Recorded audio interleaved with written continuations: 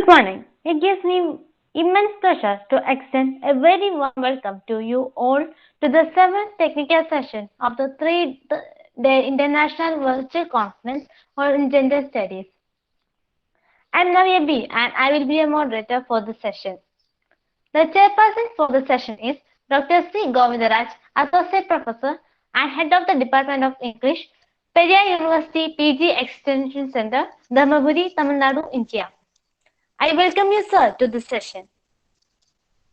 I also welcome all the participants to the session. The participants are Dr. R. Prabhakar, Anita Annamunsi, Goduli Goswami, and Mrs. C. Usharani. Here are a few guidelines that the participants should keep in mind. Paper presenters are requested to keep the time limit of 10 to 12 minutes for their paper presentation. Participants are requested to post the questions intended for the Q&A session in the chat box. Over to you, Govindaraj, sir. Thank you, Navya, for the opportunity. First and foremost, I would like to thank the organizers of this 3 days international virtual conference on gender studies in general. Minister, the organizing secretary of this conference in particular, and indeed it gives me immense pleasure to be part of this 3-day international virtual conference by chairing one of the sessions of this conference. And before inviting the paper presenters, I would like to convey my wishes for them for executing the thing in a very well manner. First and foremost, I would like to invite Dr. R. Prabhakar, Assistant Professor, Department of English, Simhaburi in Nellore, Andhra Pradesh, on the paper titled Moving Beyond the Confines, the Binding Vine of Sashi Binder. Over to Dr. Prabhakar. Sir, good morning, sir. Good morning. Good morning to everyone. Good morning to everyone. At the outset, I thank the chairperson and the organizers for permitting me to present my paper titled Moving Beyond the Constraints, the Binding Vine of Shashi Deshpande. Shashi Deshpande is a renowned and widely read Indian woman writer. She discussed the plight of women in the oppressed, frustrated, and shackled identity in the male-dominated society. This paper attempts to analyze that how Urmila liberates herself, moving beyond the constraints. The Binding Vine, the novel, deals with the feminine issues, and the novelist not only has portrayed the traditional women characters, but also how the educated middle-class women have raised their voice at times. In The Binding Vine, the novelist clearly presented the positive and progressive attitude of educated middle-class women and depicted their fight against the male chauvinistic society. Urmila, the protagonist of the novel, liberates herself from the shackles of tradition and gives her voice to the voiceless. Having borne the loss of her one-year daughter, Aru, she is able to understand and relate to the silent suffering of other women like Vana, Mira, Shakuntai, Akka, Sulu, and Kalpana, who act in complexity with the status quo. The Binding Vine is the story of women, those who conquered their surroundings, defeated the pain, and who excelled in the art of living. The protagonist of the novel, Urmila, observes that the life is only the force that can bring all the suffering hearts together, and that teaches the art of living, thereby it transforms the earth into heaven. She invites all men and women to march forward jointly. The love is one of the major themes in the novel, The Binding Vine. The protagonist, Urmila, goes for love marriage. The protagonist has great respect for love and faith in its power. But she believes that such a love is absent in her married life. For Kishore, her husband, sex is the solution to her problems. But for Urmila, emotional bonding is more important. Shashi Deshpande focuses that woman is subjected to subjugation and oppression right from the beginning of her childhood. In order to make the girl childhood ready for marriage, the mother prepares her for household job. In the novel, Vana is an educated working woman, but never dares to question her husband's supremacy. Women's entry into new areas of a commercial market has multiplied her problems. She doesn't get any help from her male counterpart in the novel. Harish does not take care of his household duties, and moreover, he seems to be unsympathetic towards his wife. Akka is another victim of a patriarchal system. She was afraid of marrying of Fisher's father because she has crossed the marriageable age. Sulochana, is always feared that her husband might expel her out of the house as she failed to give him a child. She finds it a grave shortcoming. Here, Shashi Deshpande highlighted the loopholes of Indian institution of marriage, and she exposed how it demoralized the vivacious girl and turned her into a fearful and nervous human being. Sekuntai, unlike her sister Sulochana, hesitates to continue the meaningless marital relation and to be a better half of good for nothing husband. Meanwhile, she knows the fact that it is not a cakewalk for a woman to get out of marital relation. Thus, Shashi Deshpande clearly exposes how the institution of marriage is suppressed to women, how it imposes implacable pain upon married women and makes life miserable. However, irrespective of their professions or domestic lives, every woman considers marriage as a trap from which they cannot escape from their lifetime. But Shashi Deshpande's protagonist's greatness is that they never attempt to break their marital relationship. The strained relationship and lack of mutual understanding between wife and husband obviously affects the mother and daughter relationship also.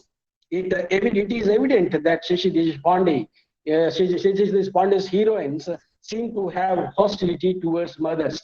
The binding wine mirrors the mother-daughter strained relationship also through the examples of Gurmira's mother, Meera, Shakuntai, Kalpana, Akka, Vana, Mandira. No pair mentioned here enjoyed the harmonious relation that gratifies their mental and emotional needs. The women became preservers of these social norms which they consider as ideals, and these mothers inject the values in their daughters. The separation between Urmi and her mother results in Urmi's anger on her mother. Though the dominating nature of Urmi's father caused the separation between mother and daughter, but it was the mother of Urmi who had experienced the rage and wrath of daughter. Vana and Mandira could not enjoy harmonious relation due to their dual role in their lives. I quote, I don't want her boy, I want my mother. I end the quote. But the most precious and pious bond between mother and daughter, coupled with the tensions and complications, is the one between Kalpana and Shakuntai. Shakuntai estrangement with Kalpana starts even before her birth. Kalpana holds her mother responsible for her desertion by her father. She said, you are always angry, always quarreling. That's why he has gone. The male domination and social norms caused the strained relationship between mothers and daughters in the novel. One should always remember that if words have consequences, then silence too. Silence speaks a lot. It means a lot, but no one knows about this except the person who is silent. Similarly, in this novel, Urmi is voicing not only her own despairs and frustrations, but all those of each and every woman who is a victim of this victim of this male-dominated world. The fear of rape, curtails women's freedom, confining her to mere scapegoat. The suffering of Mira for Urmi is similar to an innocent goat waiting to be killed at the tender age of 18. Though she desires to educate herself further and improve her poetic skill, but the manipulative behavior of her husband succeeds in getting her as his wife. He is interested in her body and unable to establish close relationship with her. Because of this hopeless marriage, she develops an intense dislike of the sexual act with her husband as a physical repulsion from the man she married. Shashi Deshpande in her fiction makes a scathing attack on such meaningless traditional dogmas that permit a male to have right to quench his biological needs without giving any priority to wife's consent, thus sanctioning crimes like marital rape. As Indirani Jain Singh opines, I quote, "It is assumed that by marrying a man, a woman has given her consent to sexual intercourse with her husband at any time." Through the character of Kalpana, Deshpande sketches the plight and difficulties of a raped girl. Ignorantly, Shakuntai blames Kalpana for bringing such shame and dishonor to their family. A marriage should not be held as a license to rape anyone. So, this inhuman treatment towards women is shown in these forms of rejection, isolation, loneliness, and negation from society, and living partner of their own families is portrayed through the lives of Vana, Mira, Sekuntai, Urmi, and Kalpana.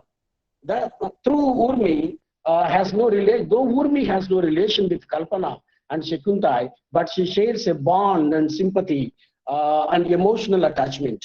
She becomes successful in making Shakuntai realize that it is not Kalpana's fault, but the real culprit who did this is the man Prabhakar.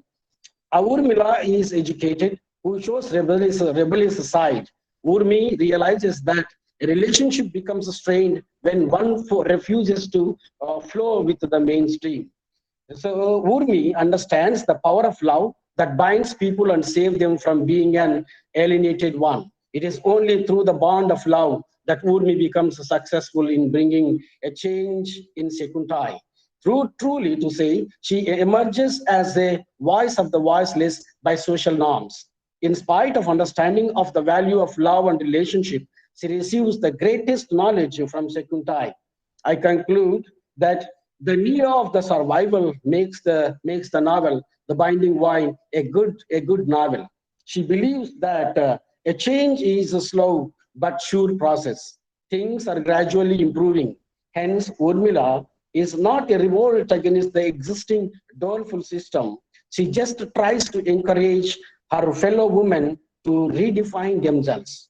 She rejects to surrender to this hypocrisy and strive against this conspiracy of silence. She attempts to locate a road beyond this silence where the inexplicable pain and forgotten tales could find a place to itself. Thank you for giving me the opportunity to present my paper, sir. Presentation, Dr. Prabhakar. As Sashi Deshpande stated, has come out with a statement in one of her works. A friend showed me the kitchen in her new home with the words, "This is my office." I knew what she meant. This is where I do the work I want to, the work I like and enjoy. So this would be the real portrayal of Indian women, which is pictured in the writings of Sashi Deshpande. So that you have bring forth with one of her works, The Binding Wine. Any comments, observation, or any questions from the audience?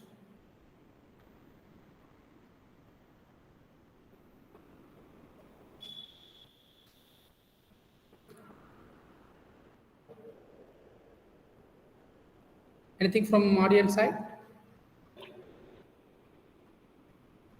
Okay, sir. Yes, okay. If there is no from audience, I have two. I would like to want to have two clarifications from you, Dr. Prabhakar. As per your observation and studies that you have explored in the writings of Sashi Deshpande, Do you find any autobiographical elements in the novels of Sasidas Pandey, or Yeah, with truly, a sir. special Truly, reference to Fighting Mind? truly, I have studied the autobiographical elements in the novel, in this novel also. Maybe every writer has the impact of their life, no doubt about it. Even Shashi Deshpande is also has very much impact and influence of her personal life. At the same time, the experience she gained and gleaned from her surroundings or from her society. So that no doubt there is in each and every novel, if you take each and every novel, even in this Binding Wine, there is the autobiographical element, no doubt about it. Yes, a human being becomes a writer when he comes out with the thought of his own experience. Yes, no doubt about it. And one more thing, sir. What do you think? What do you feel and think about the portrayal of reality of Indian culture in the writings of Sasi Deshpande? Reality, sir. Reality, real Yes, woman, social. reality, a real picture. Yeah, yes, yes, it is. No, the Seshidis Pandis are very much portrayals of the real lives of women, no doubt about it, sir. She has, as I told you, that the characters she portrayed have been carved out from the real society. Means the male domination has been permeated and percolated in the Indian society from the time immemorial. Then she has been trying to create awareness in the society that society should go hand in hand, or male and female should go hand in hand to have the harmonious life, so that every character she portrayed is carved out from the social reality. Even she might have given the fictitious names to the characters, but every character is coming out from the society. Somewhere here and there, some characters, some life experiences, some characters might have exposed and experienced such a kind of predicaments under the male-dominated society. We are living in the male-dominated society, so that the suppression, subjugation, humiliation, harassment, marginalization. These are very common. Every protagonist of Shashi Deshpande has been extracted from the social reality. Very good, sir. I'm very happy by your presentation, and really your presentation as well as elaborated explanation about Sasi Deshpande would be a boon as well as a new avenue for the budding scholars to explore more for their Thank you. research purpose. Best wishes and convey my congratulations to scale new heights in your academic arena. Hope to meet you. Thank you, Thank sir. you, sir. Thank you very Thank much. you. Thank you. Thank you. Now I invite Anita Anna Munsi, guest lecturer, Department of English, St. Mary's College, Manakad, Kottayam. A very good morning to Dr. Govindraj sir, fellow presenters and organizers. As Dr. Govindraj sir introduced, my name is Anita Annamunsi and I work as a guest lecturer at St. Mary's College, Manakad. I'm sorry for not switching on the video because I am undergoing certain health issues and that's why I couldn't switch on the camera. No issue, no issue. Carry on. Take care of your health, please. The title of my paper is Kumbalangi Nights as the counter-narrative of Manichitra Talu, delineating the gendered nature of madness in Malayalam cinema. Michael Foucault has famously defined madness as false punishment of a false solution, which by its own virtue brings to light the real problem which can then be truly resolved. Even though madness is regarded as a culture neutral and objective phenomenon, aberration from the normative of a culture has always been considered as madness. Construction of normal is a political process, and when it comes to gender, which is a socio-cultural construct, the definition of normative behavior varies from culture to culture. Curing madness was not always a job of psychiatry. Sorcery, exorcism, witchcraft, and several other culture-specific methods existed and still exist as curatives for madness. Definition of madness also varies from culture to culture. When it comes to commercial cinema, portraying madness in a convincing manner to audience around the world is a tedious task, as madness itself is not an objective phenomenon. So the target audience of on-screen madness is often people from the same cultural scenario in which the film is produced. Madness does not essentially mean psychosis, as it is a word which is more cultural than medical. Gender specific norms of the society, which prescribe rules of masculinity and femininity, often determine normal behavior based on those rules. In mainstream cinema, aberrations from the prescribed gender roles are used either to produce comic effect or to portray madness. As gender roles are based on binary opposition, what is considered as normative behavior for one gender will become abnormal for the opposite gender in the binary. Manichitra Taru, directed by Fazil, is regarded as a Malayalam psychological thriller which probes into the intricacies of the particular state of mind called split personality disorder, which the protagonist Ganga has. The story begins when the young couple, Nakulan and Ganga, move to their ancestral home called Madampalli in spite of the protests of their superstitious uncle Thampi. Unusual and seemingly supernatural events happen in the house after this, and everyone's suspicion falls on Sri Devi, Nakulan's cousin, who is known to be suffering from depression after her marriage. Nakulan seeks the help of Dr. Sunny, his close friend and a psychiatrist. After a thorough investigation, Dr. Sunny finds out that it is Ganga who is suffering from the multiple personality disorder, who is behind all the mysteries. The house that Ganga and Nakulan were living in was occupied by a cruel chieftain who imprisoned Nagavalli, a famous Bharatanatyam dancer who pined for her lover Ramanathan inside the prison. Ganga, who grew up listening to the ghost stories and folklore from her grandmother, identifies herself with Nagavalli, and the empathy eventually ends up in psychosis. Sunny convinces Nagavalli to leave Ganga's body once she is able to kill the cruel chieftain. He plans to convince Nagavalli the same and makes Nagulan impersonate the chieftain. He replaces Nagulan with a dummy when she was about to take revenge and fools the Nagavalli in Ganga into believing that her revenge is complete and made her leave Ganga's body. So this is a short summary of the film.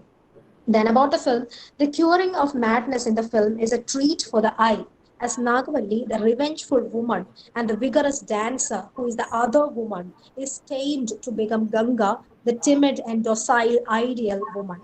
The words and deeds of Nagavalli and Ganga are mutually contrasting, and that is why the transition becomes very evident.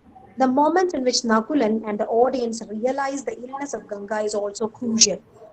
Ganga plans to go to shop for Ali's wedding, and Nakulan says no. Nakulan is her husband. He says no. Ganga rebels and asks, "What if I go?" several times. It is at this moment where Nakulan finds out that his wife is not normal. In the very next moment, Ganga comes back to her real self and asks her husband, "What happened to me, Naguleta?" The sharp contrast between the submissive Ganga and the rebellious Nagavalli is established here. Female madness is established in the film when a woman questions her husband who stands in the way of her autonomy and free will. Nagulan does not give any reason as to why she should not go shopping. Still, the normal, as per the film, would have been Ganga obeying her husband without questioning him.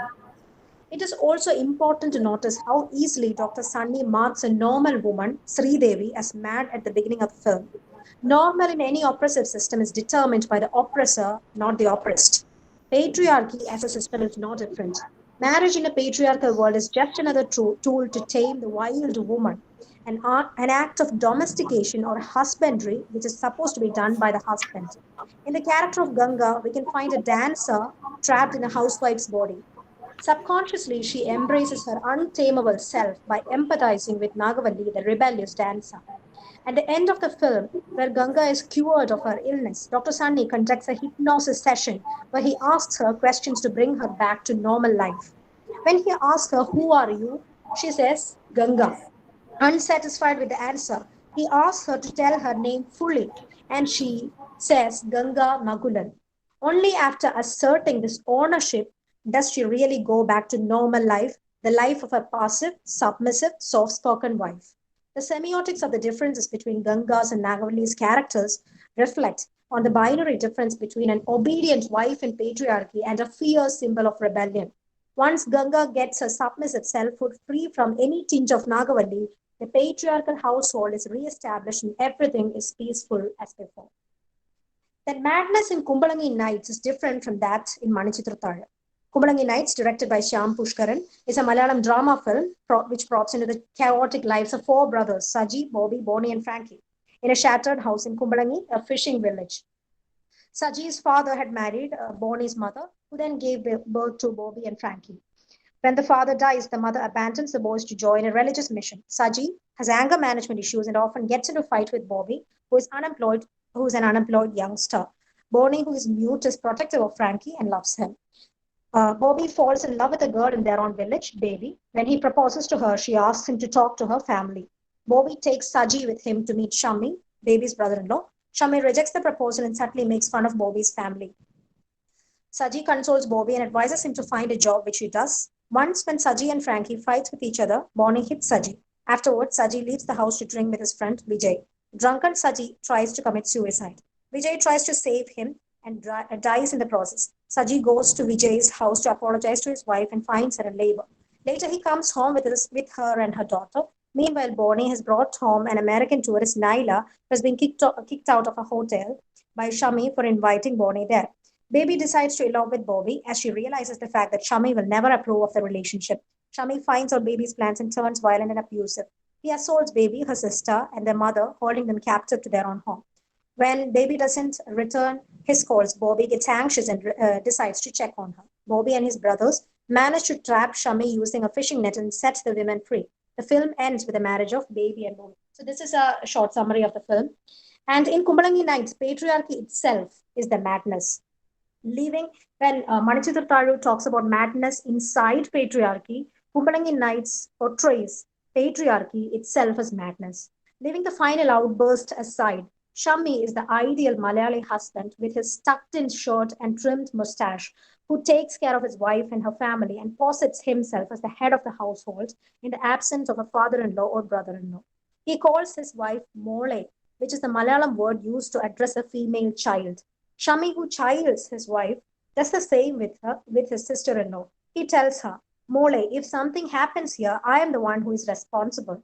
Yet he gives a minimal kind of authority to the mother-in-law, to whom he asks to reject the proposal of Bobby when Saji asks them again, as he doesn't want to repeat himself. This can be understood as an example of the reverence given to mothers in patriarchy, a mode of benevolent sexism used to trick women to do whatever they want, receiving only honor and praise in return. Shami finds his duty to have complete authority on the women in the family as the complete man, which he calls himself. He exemplifies the kind of man whom people search in matrimonial websites, a man devoid of feminine qualities, a stubborn man who never cries, who knows how to control a family, who is neat and without any bad habits like drinking and smoking. Shami is the epitome of hypocrisy in moral and ethical ideals. He voyeuristically peeps into the bedroom of Bonnie and Naila, who rents a room in Baby's homestead. When he realizes that he made a loud noise by slipping off, he runs from the peeping spot and knocks on their door. When they come out, he says, USA okay, India no, suggesting that cohabitation of unmarried couple is an immoral activity as per the Indian ethos. He's a pervert and moralizer rolled into one, disrupting the peaceful lives of people. He even tells Baby not to adjust for money and mansplains the modern world's evils to her, asking her to watch news channels instead of soap operas. He takes the role of a caring brother who wants to safeguard his sister from the perils of the world. This is what he tells Saji when he approaches him with a proposal. He says, ours is a family which gives enough freedom to girls.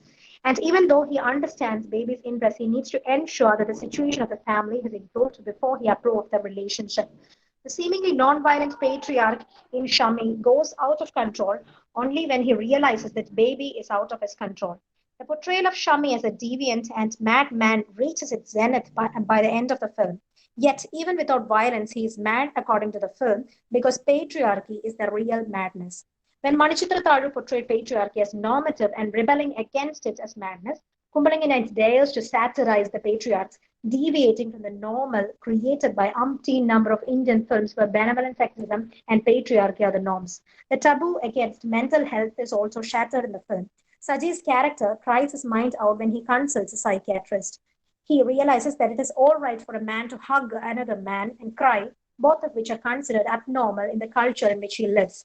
He finds repressed emotions as causative of his mental and emotional problems. In a patriarchal culture, men are supposed to be strong and brave always and are not allowed to express their emotions. This can lead to anger management issues and other related mental problems. Shami's character can also be understood as a victim of gender stereotypes in patriarchy. Bobby also has a bit of a toxic masculine character in him. When he tries to kiss Baby against her will in the theater, Baby slaps him. It is interesting that the film that they were watching at that moment was Arjun Reddy, a film which glorifies toxic masculinity and romanticizes forceful kissing and assaults against the body of one's partner. Toxic masculinity and popular cultural artifacts which celebrate the same are mocked brilliantly in the film. Shami, the complete man, in quotes, is juxtaposed with four other incomplete men, Sajib, Boni, Bobby, and Frankie. The mother who embraces her choice in life forever and chooses freedom over family is again a breaking of the stereotypical mother roles. The woman who chooses to move in with her husband's friend right after the death of the husband is also portrayed as normal. The film raises the question of morality in the midst of misery and shows how difficult religious morality is to keep for people who belong to the peripherals of the society. Dr. Sunny in Manichitra helps his friend in taming his wife to become the modest and submissive ideal woman, whereas the psychiatrist in Kumbalangi Nights helps Saji to transcend the boundaries of gender roles. The illnesses and remedies in the two films are mutually contradictory, and when the former leaves no question in the mind of the audience, the latter poses countless number of questions regarding what normal is and how it is constructed in a society catering to the misrepresentation of commercial cinema. When Manichitra Tharu perpetuated the existing norms of patriarchy and normalcy, Kumalagi Nights tried to create a new normal, questioning and deconstructing accepted social behaviors of men and women. What conjoins these seemingly unrelated movies is the element of psychiatric problems of the characters. When Manichitra Tharu, set in a palace, drops into the re-establishment of the ideal woman, Kumalangi Nights, set in a beautiful yet chaotic and disordered space, satirizes the image of the ideal or complete man, which has been created by popular culture. The present age is a continual strife between these two mutually opposing normals, and one ought to choose either of the two in art as well as life, preserving or destroying a patriarchal world order in that process of choosing. Thank you.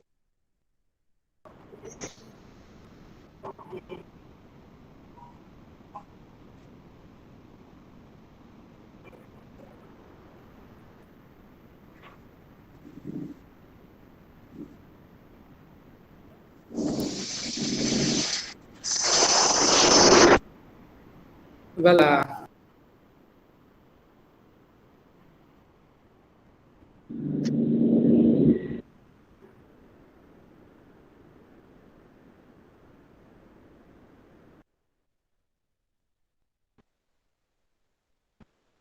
yes,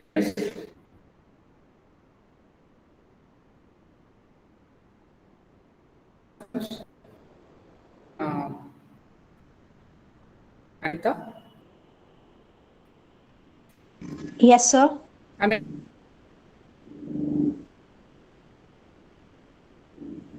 audible. Yes, sir.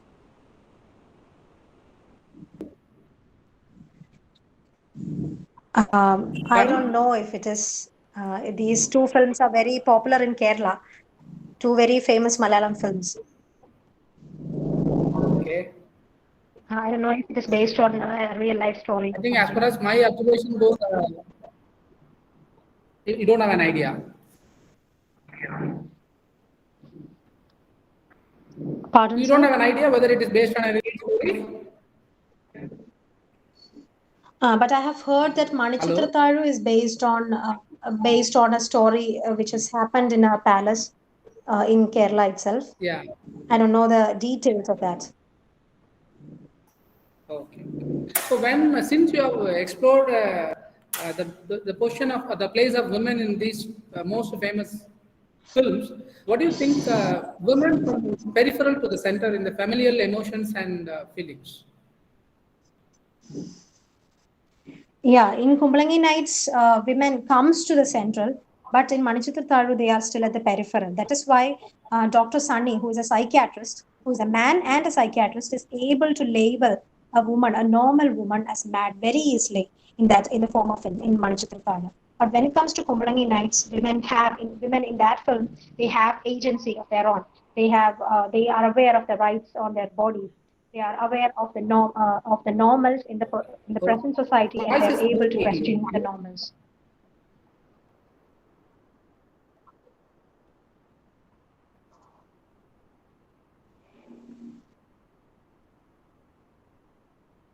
Sir, I can't hear you properly now. Am I audible now? Is it okay? Hello, am I audible, Yes, Anita? yes. Now you're audible. Now you're audible, sir. Yeah. Yeah, okay. Yeah, thank you. Sir, Congratulations for the presentation and best wishes for your academic. Thank you. thank you, sir.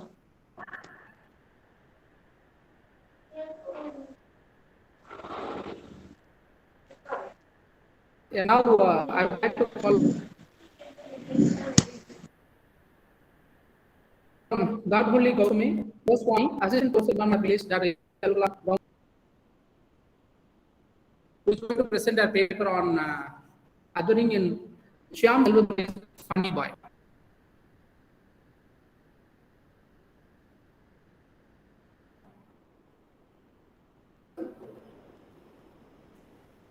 Sir, I am available. Can you tell me whether I am audible to you and Yeah, everyone? please proceed.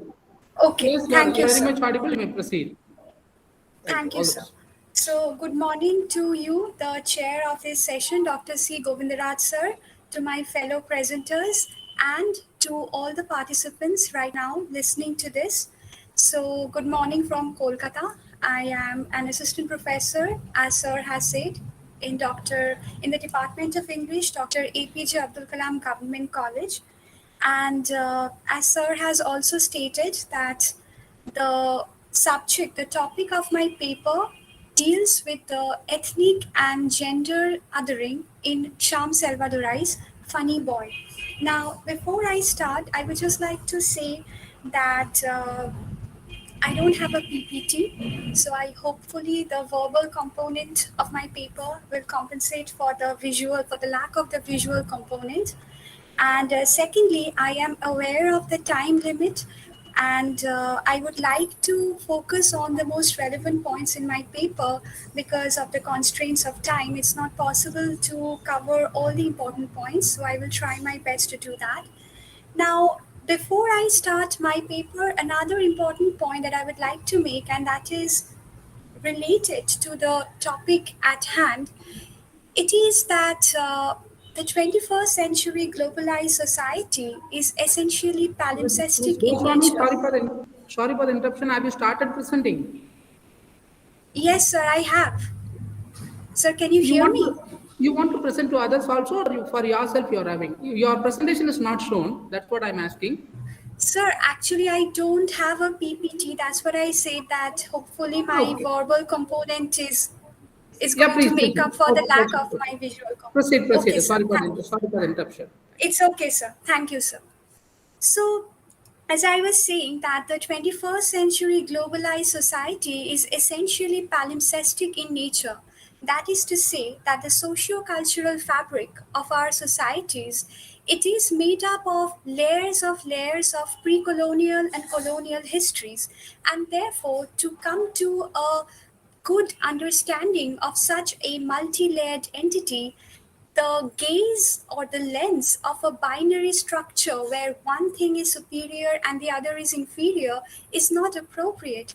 We need a pluralism in our approach in order to better understand such a multi-layered entity.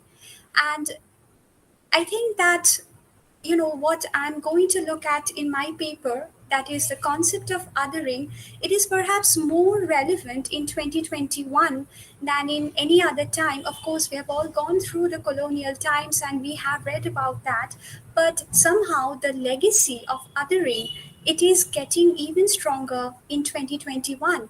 If we look at the refugee crisis and how the various countries are dealing with it, and if we look at so many different diplomatic policies regarding who constitutes the other, regarding the demonization, the institutional demonization of someone or a collective entity which is regarded as the other, the threatening other. If you look at the BLM, the Black Lives Matter movement, the concept of othering can also be found there. So essentially, it is through the construction of the other that the subject gains its own identity. And this particular thought is going to be very important in understanding Sham Salvadorai's Funny Boy. And I will look at the title a bit later in my paper. But as you can see, that the word, that the adjective funny itself is not subjective in nature. It's not objective in nature. It's a very subjective uh, epithet that can be imposed upon an entity by certain prevailing discursive thoughts, right? So let me go to the paper itself.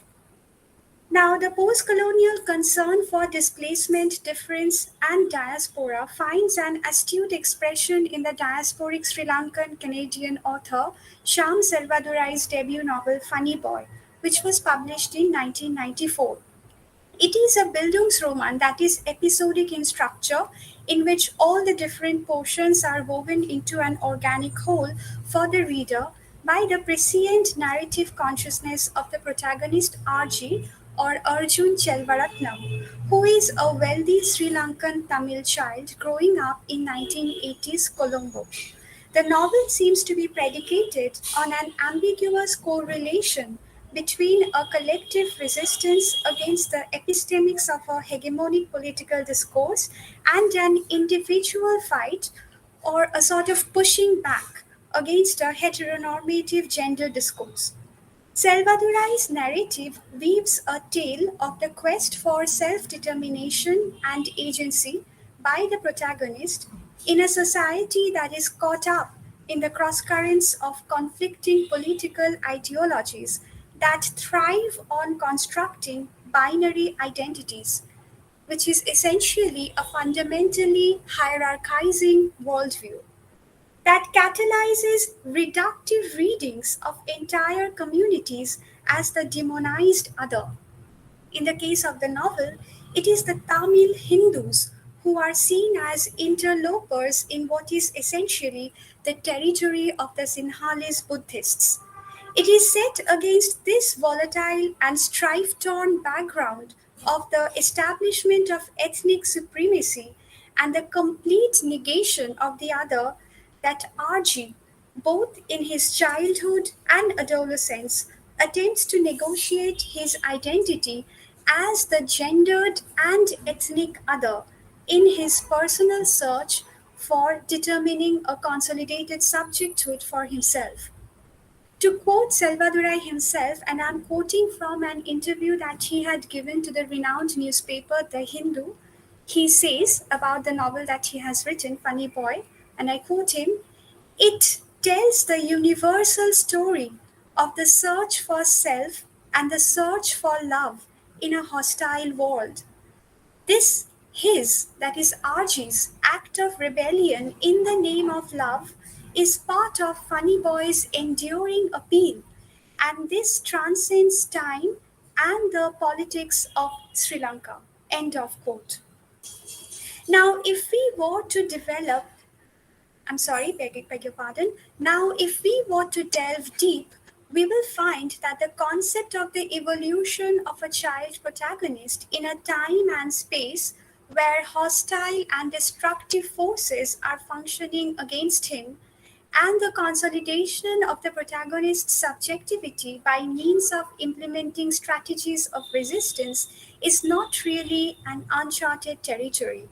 In his paper titled The Quest for Personal and National Identity in Sham Selvadurai's Funny Boy, Jose Vasquez posits a veritable list of literary works published from 1950 onwards, most notably by Commonwealth writers that, to quote Vasquez, trace a parallel between the formation of the younger self and that of the developing nation potence. He also remarks that many Commonwealth writers, again I quote Vasquez, have resorted to childhood stories as an appropriate means to explore issues of dominance, discrimination, displacement, and identity. Quote ends.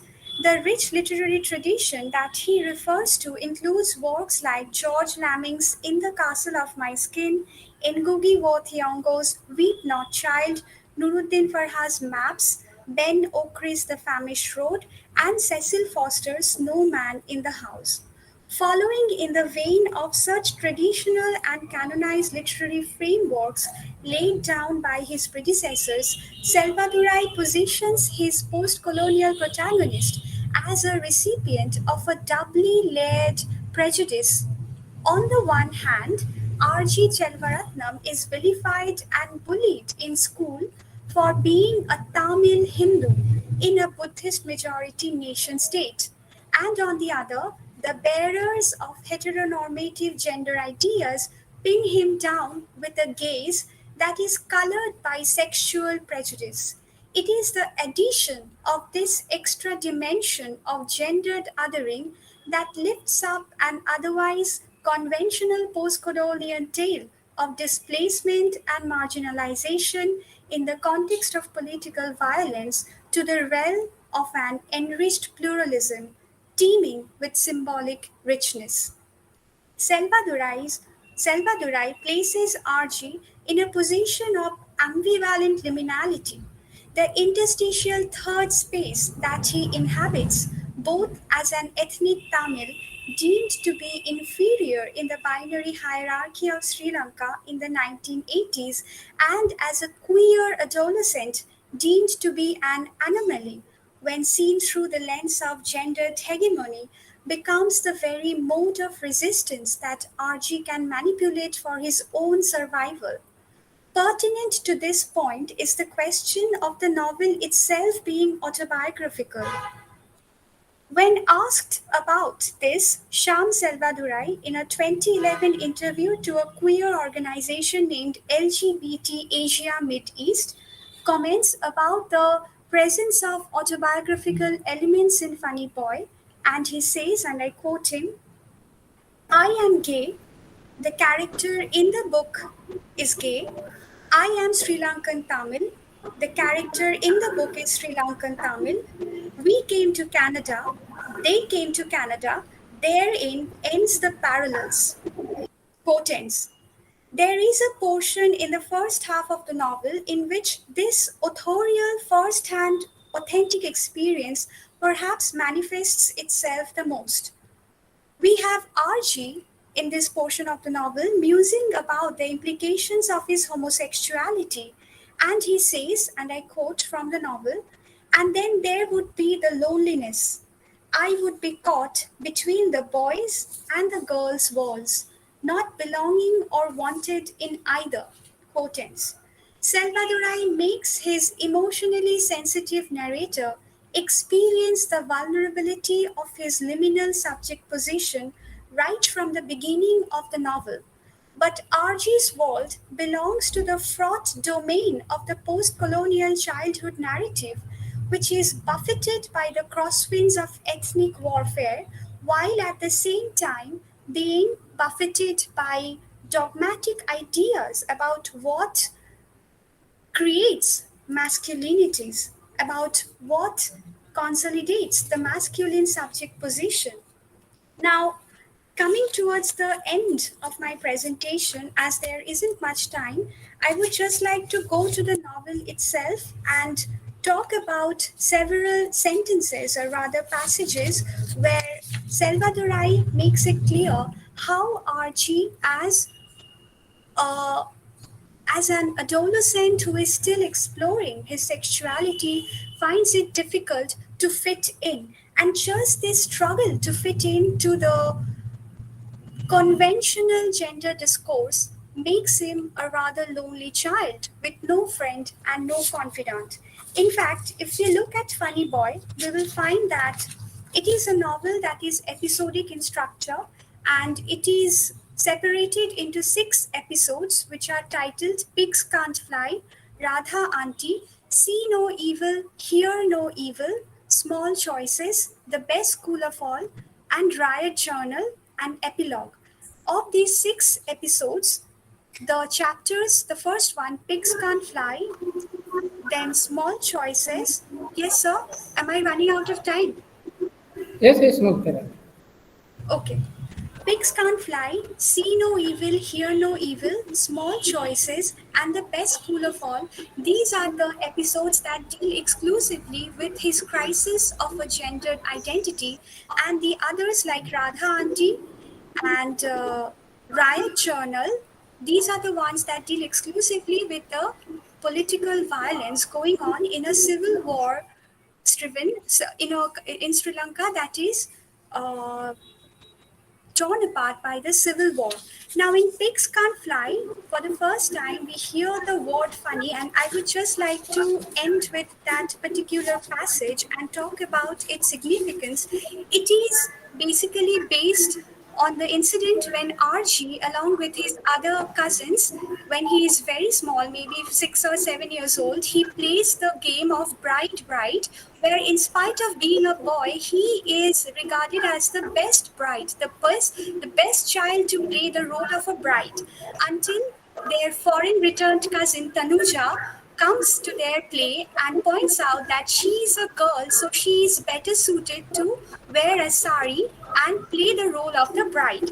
And so Archie is brought in front of all the adults in a drawing room where Kanti auntie, Cyril uncle, Amma and Ammachi, they all look at him, and for the first time in the novel, we hear Cyril uncle telling Archie's father, "Hey Chelva, looks like you have a funny one here." And then we have Archie thinking about the meanings, the implications of the word funny, and we see him sitting alone and thinking, "It was clear to me that I had done something wrong, but what it was, I couldn't comprehend. I thought of what my father had said about turning out funny. The word funny, as I understood it, meant either humorous or strange, as in the expression, 'that's funny.' Neither of these fitted the sense in which my father had used the word, for there had been a hint of disgust in his tone. So I think that we can safely say that the word funny is perhaps a genteel way of labeling something that is not regarded as conventional, and laughter itself becomes an act of violence because by laughing at Archie's queerness, the adults are all being violent to him. And this is emotional violence whose scars will remain with RG forever. So I would like to end my presentation here due to the constraints of time. I hope that I have been able to make my points clear. Thank you. Thank you, Goswami, for a nice presentation. Am I audible? You are. Yes. Well presented. Any questions, comments, and observations from the audience side?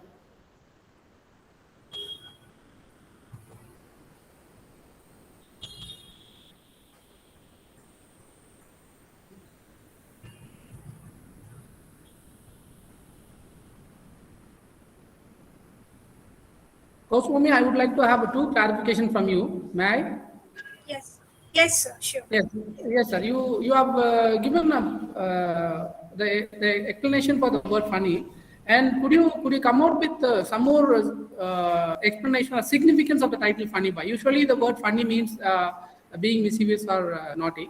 So, but I think that as far as my observation goes, the author has given the title for this novel with some hidden sense. Could you? So that's a very pertinent question when it comes to reading this novel. So thank you for asking that. In fact, it was the very last point that I was talking about, that at the very beginning of the novel, we find that RG has been called funny by his own uncle. And he does that in front of the entire family, that here is a funny boy in our family. And then we find RG thinking about the implication of the word funny, and he comes up in his 7-year-old consciousness with two meanings. One is strange or humorous. So, sir, I think that what we should look at this as it's not a binary. It's not either humorous or strange. But in the minds of the adults, this queer little child, RG, is both humorous and strange. So it's not an either or binary, but it's a conjunction. He is strange because he is humorous, and he is humorous because he is strange. And that is why the epithet funny can be applied to him, because he does not fit into the conventional heteronormative gender discourse that everyone is conditioned culturally to accept. And so, this genteel word, funny, you see, they are not beating him up or abusing him with swear words.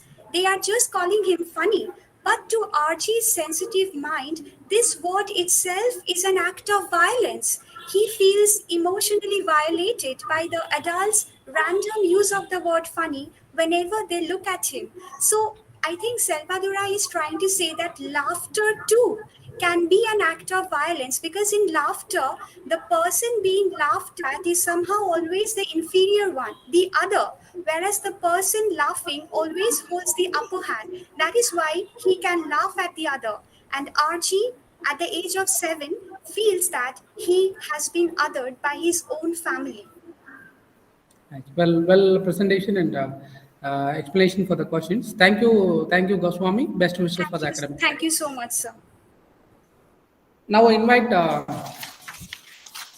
Mrs. C. Usha Rani, Research Scholar, Center for Educational Research, Madurai Kamaraj University, Madurai. The paper titled Perception of Faculty in Higher Education on Gender Discrimination in Their Workplace. Over to you, ma'am. Good morning, sir. Are you hear my voice, sir? Yes, you are very much audible, ma'am. Go ahead, please. Yes, sir. Respected chairperson, honorable dignitaries, organizers, all participant friends, once again, good morning to all. First of all, I thank the organizers for giving me this opportunity to take part in 3 days international virtual conference. Shall I share my screen, sir? Ma'am, please proceed. Yes, sir. Yes.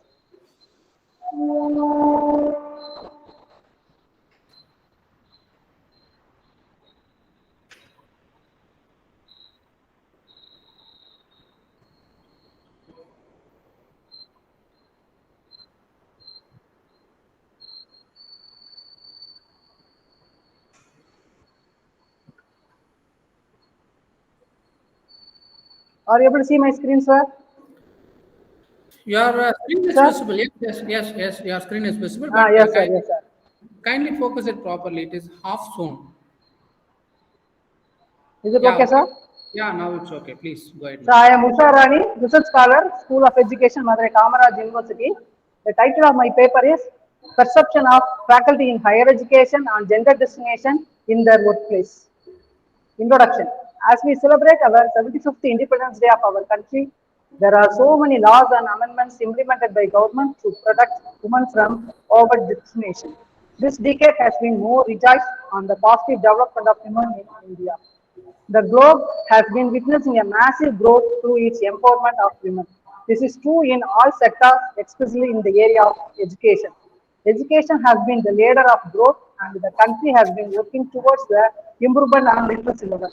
It is quite alarming that the contribution towards this segment by both genders has witnessed a major issue of discrimination. College faculty are involved in a wide area of demanding work, including teaching, scholarly activity, and professional service.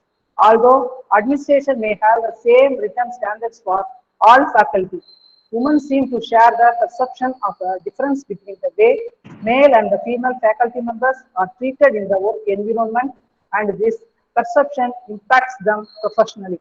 Women perceive that the quality of their work is more scrutinized and the value less than men's, and believe that there are more constraints placed on women because of home responsibilities. Added to that is the perception that familial responsibilities limit career advancement and fragment career growth. Women continue to be treated differently than their male counterparts. Need of the study. The purpose of this study is to determine women college faculty perception in a particular higher education climate. Through the use of survey instrument, female faculty perceptions were asserted regards their beliefs of the value of their work and productivity. Possible difference in treatment based on gender, constraints put on women, because of responsibilities in the home and potential limitations on the career. The investigator is working as a faculty in Arts and Science College for so many years. Hence, the investigator wants to study perception of faculty in higher education in gender discrimination in their workplace. Background of the study. The policies and practices in higher education directly impact faculty members' career opportunities and advancement. Research provides evidence of personal and institutional form constraints that affect college female faculty aspirations and success. The purpose of this study was to ascertain college female faculty's perception of the work environment in higher education as it relates to their personal success and support. This study helps us to increase positive approach among college faculty members about gender equality. Statement of the problem. To find out the perception of faculty in higher education on gender discrimination in their workplace. Operational definitions in terms. Perception refers to organization, identification, and the interpretation of sensory information in order to represent and understand the environment regarding the gender discrimination among faculty in higher education. Faculty in higher education. Faculty as the academic or teaching staff in any educational system. The other meaning of the term is a set of employees like researchers, professors, teachers, scholars, and lecturers. The main aims to give knowledge to all who are interested in learning at university and college or school. Gender discrimination refers to a situation in which someone is treated inequity of their sex among faculty in higher education. Objectives of the study. To identify the difference of perception of faculty in higher education on gender discrimination in their workplace in terms of gender, locality, department, classes, handling, and mother tongue. Variables of the study. Perception of gender discrimination, population variables. Hypothesis of the study. Each independent variables of this study doesn't exert a significant influence on perception of faculty in higher education on gender discrimination in their workplace. Statistical techniques used. Arithmetic mean, standard deviation, and the t-test. Tools construction. The investigator constructs a self-made questionnaire with 20 items, which is used in check the perception of faculty in higher education on gender discrimination in their workplace. The item is designed in the form of linear scale provision of 2, 1, and 0. Population and sample. The population selected for this study is Arts and Science College at Tiruvallur district. The investigator has selected 120 faculties in various departments from Tiruvallur district. Scoring procedure. A weightage of 2, 1, and 0 was given to the alternative responses representing high, average, and no discrimination respectively for an item. Since the scoring was done separately for each life situation, the score for a respondent would range between 0 and 40. Analysis and interpretation. Hypothesis 1. There is no significant difference in level of perception of faculty in higher education and gender discrimination in the workplace between the male and female members. The level of perception of faculty in higher education of gender discrimination with regard to gender, there are male and female members are there. They got minimum deviation is 21.256 and for male and female 16.878. It's a standard deviation 2.130 and for female 1.967. T-test is 10.153. It is significant. It is evident from the table that the obtained t-value 10.153 is found higher than the table value 1.96 at 0.05 level, hence the null hypothesis rejected. Interpretation. According to the table, the analysis shows that there is significant difference in the perception about gender discrimination among faculty in higher education in terms of their gender. Further, it is observed that male faculties possess favorable views towards gender discrimination than the female faculties. Hypothesis 2. There is no significant difference in the level of perception of faculty in higher education on gender discrimination in the workplace between rural and urban faculties. The level of perception of faculty in higher education on gender discrimination in the workplace with regard to nativity. Rural and urban. Rural number of persons are 39, urban 81. The median arithmetic mean they got for rural 14.704, for urban 322. Standard deviation 0.642 and for urban is 1.596. T-test value is 26.768. So there is a significant difference. It is evident from the table that the obtained T value 26.76 is found higher than the table value 1.96 at 0.0511. Hence, the null hypothesis rejected. Interpretation. According to the table analysis shows that there is significant difference in the perception about gender discrimination among faculty in higher education in the workplace in terms of their nativity. Further, it is observed that faculty, those who belongs to rural nativity possess favorable views toward gender discrimination than faculty those who belong to urban nativity. Hypothesis 3. There is no significant difference in level of perception of faculty in higher education on gender discrimination in their workplace between classes handling the undergraduate and postgraduate. The level of perception of faculty in higher education on gender discrimination in the workplace with regard to graduate handling. Graduate handling UG 77, PG 43. The arithmetic we got is 21.64 for UG, for PG 17.56. Standard deviation 2.841 for PG 17.56. The T value is 13.56. This is also significant difference.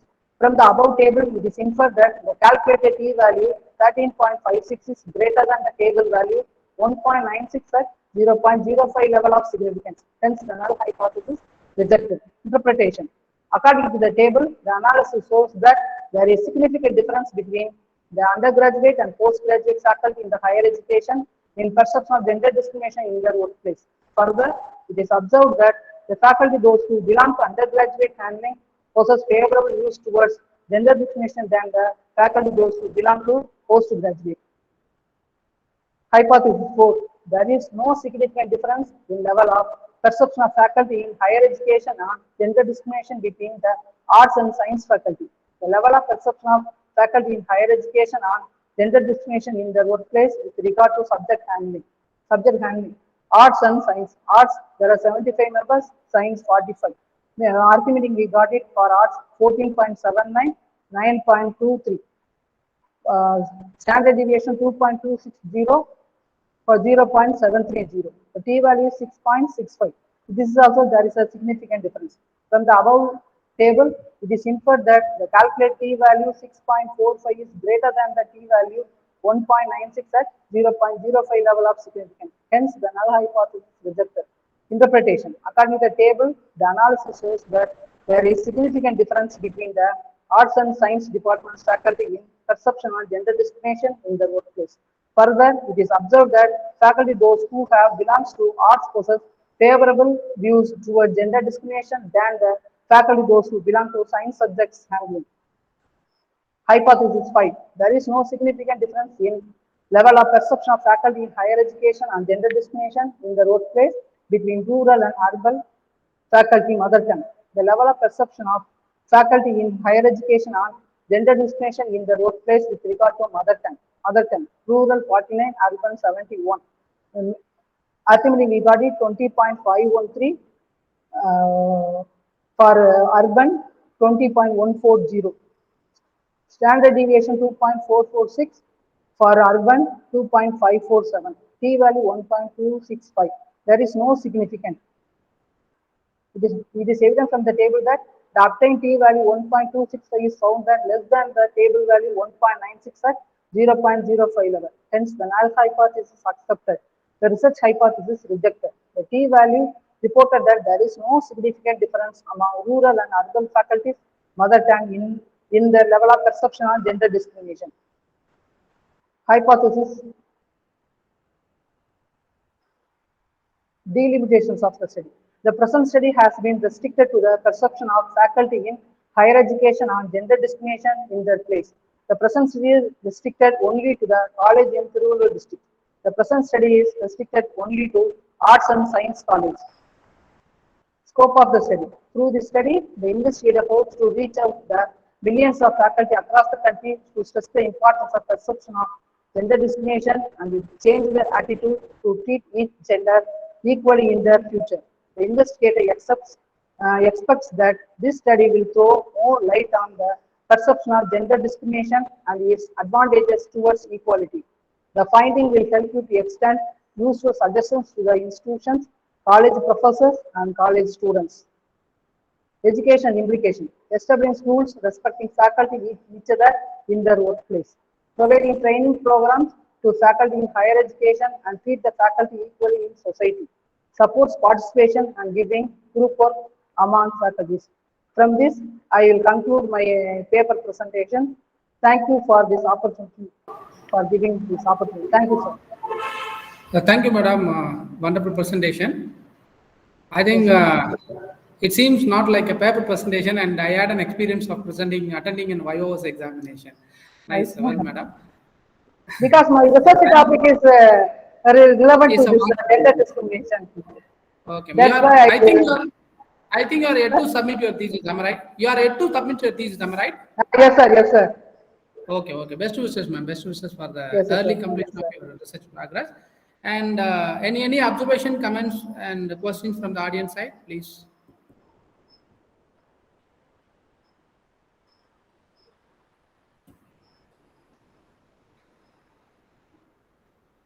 I am doing my PhD in education, sir. Okay, ma'am. Yes, I understood. From School of Education, am I right? Yes, School of Education. Yes, okay, fine. One clarification I need to have from. Yes, ma'am, please. Waiting for public viva, sir. Yeah, okay. Best wishes, ma'am, for early Okay, thank you, sir. And before the conclusion, I'd like to have one clarification from you, ma'am. And in your presentation, in the starting of your presentation, you come out with a statement: familial responsibilities. Yes, sir. Familial responsibilities prevent women's career advancement. What is your opinion, and do you agree with this statement? Still, it prevents in Indian scenario. In some family, women face this problem, sir. That's why I want to. Because they are not getting more all cooperation from their family members, sir. As much we study, the home work we have to do it, sir. Cooking, everything they are expecting that we must do it. Taking care of elders. Okay. I felt that. But if we go through that, means nowadays people's attitude changed compared to earlier. That's what it prevents. That's the question. It was there, but now it is radically changes from the previous scenario. But 100% we didn't achieve it, sir. I too don't say that eradicated from the thing. Yes. Okay, ma'am. Congratulations. Best presentation. Thank you, ma'am. Okay, thank you so much, sir. Before, I think the presenters are over. With this, Navya, who is the moderator of this session.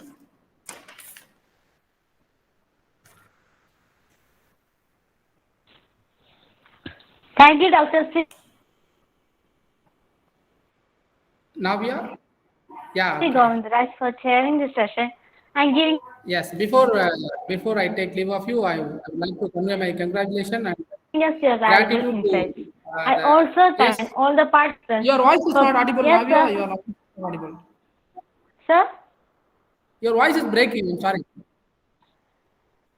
Your voice is breaking. Not audible. Your voice is breaking. You are not audible. I'm sorry.